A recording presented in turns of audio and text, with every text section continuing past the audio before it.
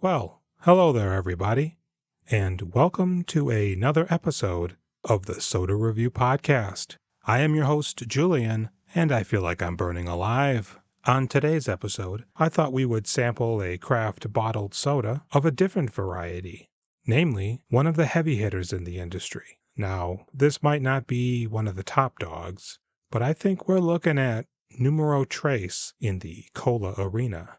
I'm talking, of course, about Royal Crown Cola, good old-fashioned RC, established way back in 1905. I managed to get my hands on a bottle of RC Cola, and let me tell you, it is rather handsome. If you're familiar with the sort of traditional RC logo, it looks like they've jazzed it up a little bit, added a sort of contemporary flair to it. The R and the C are very sharp, swooping, quite striking font. It looks like they definitely have sort of added a little bit of pizzazz. The RC sort of has a rising sun-esque design behind it, in the royal blue color. Looks like they've sort of put a little bit of a grid pattern behind the darker blue rays, and the etching of the titular crown that you often find hovering above RC. If we turn it over, there's a pretty big warning sign with an exclamation point and a triangle, the universal symbol for warning. It says here, contents under pressure. Bottle may burst or cap may blow off, causing eye or serious injury. Point away from face and people, especially while opening. It says here, this is a low sodium soda. Looking at the ingredients, we have carbonated water, sugar, caramel color, phosphoric acid, caffeine, natural flavors, and acacia gum. Produced under the authority of Dr. Pepper / 7-Up Inc. I think I'm going to go ahead and grab my trusty Pop the Top, and we're going to crack into this bad boy. Now that's unfortunate. That was just an okay pop.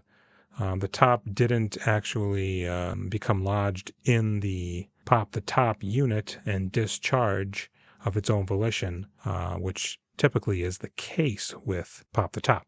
Kind of just sort of clung to the bottle a little bit.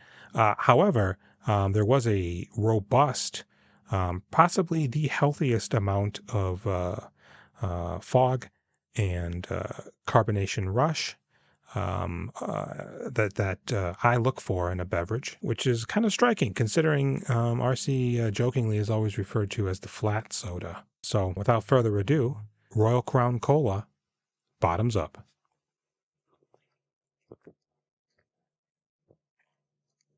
Yeah, that's surprising. You know, I feel like over the last half decade, maybe even decade or so, RC has been making a real concentrated effort to step up its cola game, and it still doesn't claim nearly as much of the marketplace as I would like for it to, because I do believe that it is the best mass-produced cola on the market. I think it's far better than Coke and definitely leagues ahead of Pepsi. And in a way, oddly enough, now that I'm stressed to actually consider this, I feel as if RC is really a marriage between the best aspects of both Coke and Pepsi. It's sort of the Wunderkind, sort of prodigal child of the two. It has a little bit of that sharpness that you'd get from Coke, but it also has a little bit of that softness that you can get from a Pepsi. It's quite miraculous, I guess is the best word for it. So, really, there's not much you can say about the RC other than it is both leagues ahead of the competition and an American classic, a standard, really. So I think I'm going to go in for one more round, and then we're going to settle up.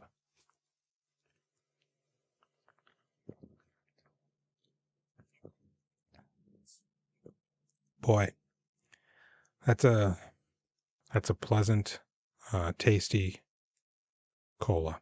If you can find a glass bottled RC in your neck of the woods, I'd strongly suggest checking it out. Now I'm wondering if it's possible to find glass bottle variants of the rare cherry RC. I would be champing at the bit to give that a shot. But for now, I will, of course, always settle for the American Classic Royal Crown Cola. Well, so I think I'm going to wrap it up there. I'd like to thank you all for joining me on yet another episode of the Soda Review Podcast. I've been Julian, signing off.